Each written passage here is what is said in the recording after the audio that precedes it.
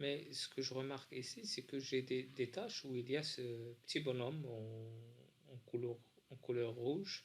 Cela veut dire que il y a des ressources ici qui sont surutilisées. D'ailleurs, il vous le dit dans ce message.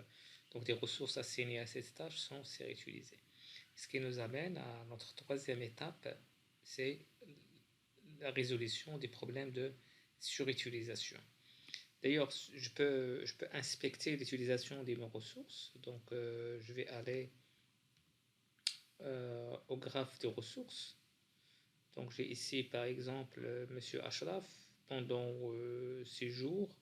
Donc, il est utilisé à 300%, ce qui n'est pas possible. Cela veut dire qu'il travaille 24 heures par jour. La même chose, si je vais par exemple à Monsieur Amin, donc il est utilisé dans cette période à 200%. Madame Dunia, donc utilisée à 400%, ce qui n'est pas possible. Et la même chose pour les autres ressources.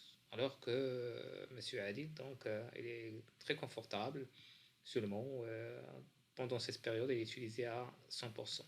Et donc, je dois rééquilibrer, donc, si vous voulez, la distribution des tâches à mes équipes. Donc, deux manières, bon, plusieurs manières de le faire. On va voir quelques exemples. Donc, je peux aller par exemple au planificateur d'équipe. C'est un outil extrêmement important et pratique pour gérer, résoudre des problèmes de surutilisation.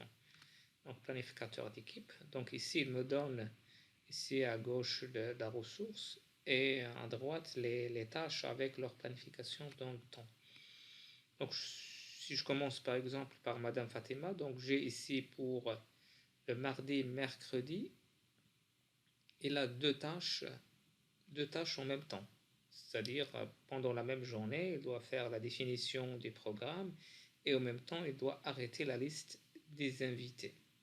Et donc, bon, s'il peut le faire, tant mieux, mais parfois, c'est toujours pas le cas. Et donc, je dois, ici, j'ai deux solutions. Soit que je vais affecter cette deuxième tâche à une autre personne qui ne fait rien pendant cette période. Par exemple, si je vérifie ici, j'ai par exemple Monsieur Yassine, il peut prendre en charge cette tâche. Ou bien Madame Dunia, il ne fait rien pendant cette période, il peut prendre en charge cette tâche. Donc, tout ce que j'ai à faire, c'est de glisser cette tâche à cette ressource. Donc voilà, maintenant, Madame Fatima, il n'est plus en rouge, c'est-à-dire il n'est plus surutilisé.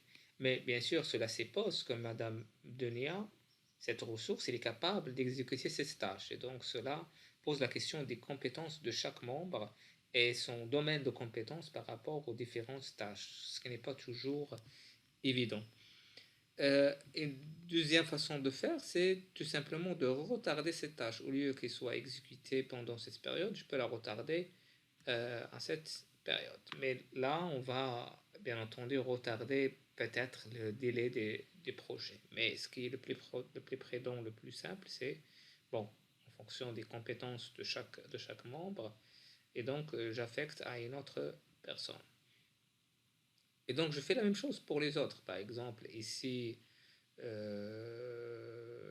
également Madame Dunia, donc en même temps, dans cette journée, elle doit faire l'engagement des traiteurs, déposer le dossier de sponsoring, contacter les orateurs et déposer le dossier de sponsoring. Bon, non, non, c'est juste contacter les orateurs et déposer le dossier de sponsoring. Donc, la même chose, je peux prendre cette tâche et l'affecter à une autre ressource. Et je fais la même chose pour toutes les tâches, pour toutes les ressources. Mais c'est un travail, si vous voulez, un peu difficile, ça demande un peu de temps. Et l'autre façon, je peux le faire d'une manière automatique, mais cela suppose, bon, que l'ensemble des personnes, ils ont les mêmes compétences pour exécuter les différentes tâches. En tous les cas, ça dépend des paramétrages, de la résolution des problèmes de surutilisation que je vais utiliser pour résoudre ce problème. Donc, comme j'ai dit, une autre façon de le faire, c'est d'aller aux ressources. Et ici, on a le nivellement des ressources. Donc, si vous vous rappelez, on l'a abordé dans le cours, il faut niveler les ressources. Donc je peux le faire d'une manière automatique en cliquant tout simplement sur niveler tout. Mais avant de niveler tout, donc je dois définir les options de nivellement. Donc les options de nivellement, donc tout d'abord il me dit est-ce que j'ai le droit de décaler la date de fin des projets? C'est-à-dire est-ce que j'ai le droit de rallonger la délai des projets ou non? Donc si je clique pas, donc si je clique, donc respecter la date, donc j'ai pas le droit de retarder le projet. Si je déclique, donc maintenant je peux, c'est-à-dire le délai n'est pas extrêmement important, donc je peux dépasser le délai. Parfois d'ailleurs on n'a pas le choix, vu les ressources qu'on a, donc on est obligé de rallonger le délai des projets.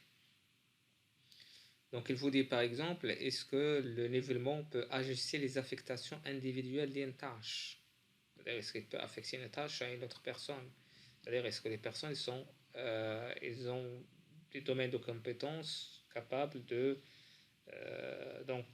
prendre en charge les différentes tâches, etc. Donc, je dois définir les options de nivellement.